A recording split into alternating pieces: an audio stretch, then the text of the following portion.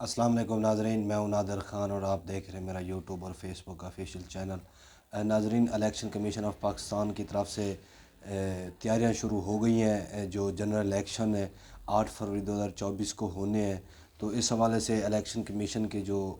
Statement آئی ہے اس سے تو یہی لگتا ہے کہ الیکشن کمیشن اب تھوڑا سیریس ہو گئے ہیں اور وہ 8 فروری 2024 کو الیکشن کروانا چاہتے ہیں،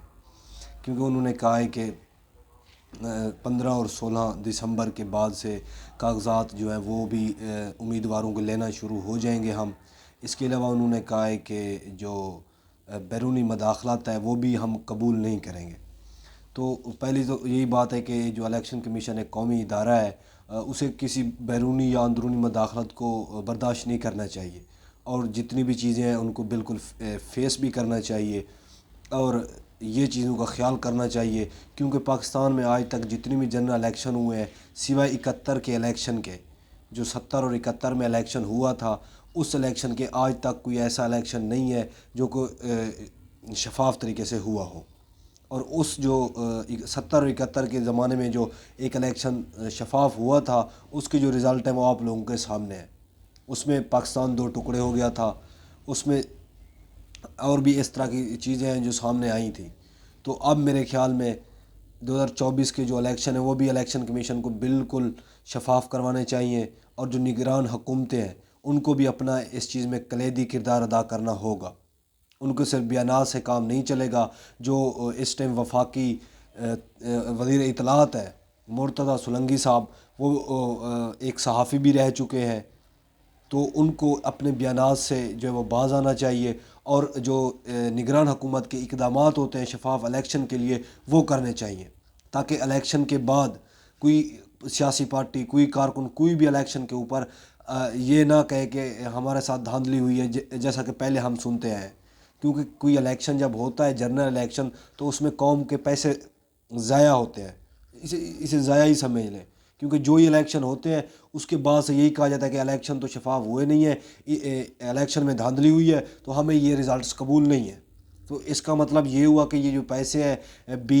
15-20 جو ارب روپیہ لگتا ہے وہ ضائع ہی ہوتا ہے۔ تو اب میری نگران حکومت سے اور الیکشن کمیشن سے یہ درخواست ہے کہ جو اب الیکشن ہوں 2024 والے، تو ان کو شفاف طریقے سے کروانے کی کوشش کی جائے، تاکہ کوئی سیاسی پارٹی، کوئی کارکن اس کے اوپر انگلی نہ اٹھا سکے اور یہ نہ کہہ سکے کہ یہ جو الیکشن ہے اس میں دھاندلی ہوئی ہے اور یہ شفاف طریقے سے نہیں ہوئے۔ لیکن اس الیکشن کی اگر حقیقت دیکھی جائے، یہ تو ابھی سے نظر آ رہا ہے کہ اس میں دھاندلی ہو گئی، اور سیاسی جتنی بھی پارٹیاں ہیں، ہر پارٹی کے جو کارکن ہے، لیڈر ہے، وہ یہی کہہ رہا ہے کہ ہمیں پلینگ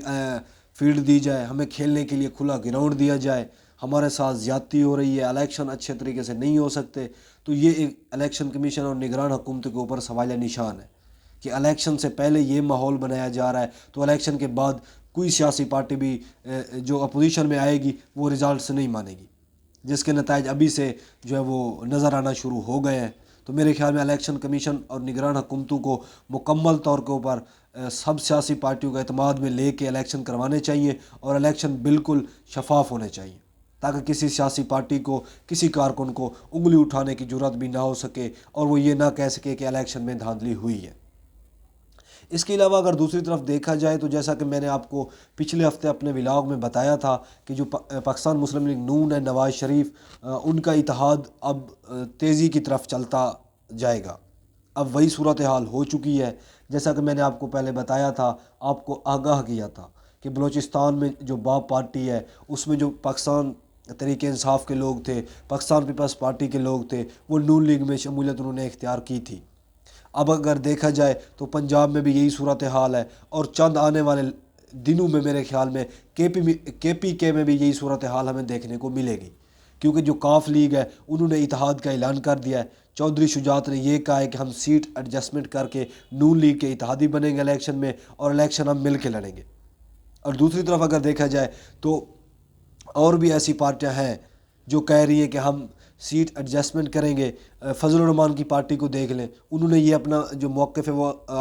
دے دیا ہے میڈیا پہ، انہوں نے یہ کہہ دیا ہے کہ ہم نون لیگ کے اتحادی بنیں گے الیکشن میں، اور جو سیٹ ایڈجسٹمنٹ ہے اس کو مل کے کر کے ہم الیکشن میں حصہ لیں گے۔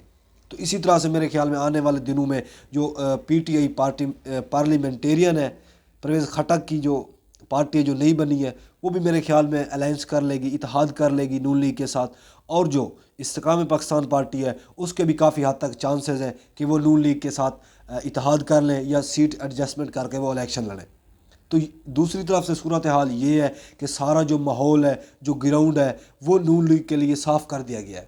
نون لیگ کو اتنی پارٹیوں کے ساتھ اتحاد کروا دیا گیا ہے، سیٹ ایڈجسٹمنٹ کروا دی گئی ہے، اس کے بعد مختلف جو پارٹیوں کے لوگ تھے، لیڈرشپ تھی، اس کو نون لیگ میں شمولیت اختیار کروا دی گئی ہے۔ تو ایک طرف سے یہ صورتحال ہے ہماری سیاست کی، پاکستان کی جو اس ٹائم کرنٹ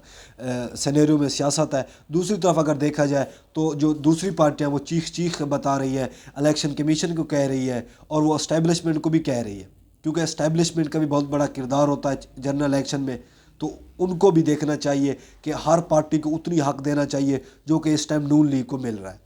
گراؤنڈ سب کے لیے کھلا ہونا چاہیے تاکہ ساری پارٹیاں اپنی کمپین کر سکیں اور اپنا اچھے طریقے سے ورک کر سکیں اور جو الیکشن ہے اس میں حصہ لے سکیں، تاکہ الیکشن کے بعد کوئی پارٹی، کوئی سیاسی پارٹی، کوئی کارکن یہ نہ کہہ سکے کہ الیکشن جو ہے اس میں دھاندلی ہوئی ہے اور ہمیں جو ہمارا ووٹ بینک تھا وہ ہمیں نہیں دیا گیا۔ تو یہ میرے خیال میں چیف الیکشن کمشنر اور نگران حکومت ایک دفعہ دوبارہ درخواست کرتا ہوں کہ سب کو ماحول برابر کا ملنا چاہیے، چاہے وہ پاکستان تحریک انصاف ہو،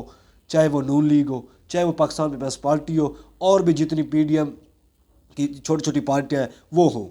تو ہر سیاسی پارٹی کو ایک پورا کھلا میدان ملنا چاہیے تاکہ مقابلے میں وہ برابر پہ دوڑ سکے اور اپنا جو ووٹ بینک ہے اس کو استعمال کر کے وہ پھر الیکشن کے بعد جو نتائج ہیں وہ ان کو صحیح طریقے سے مل سکے۔ آج کے لیے ناظرین اتنے ہی، مجھے اجازت دیجیے، اللہ حافظ۔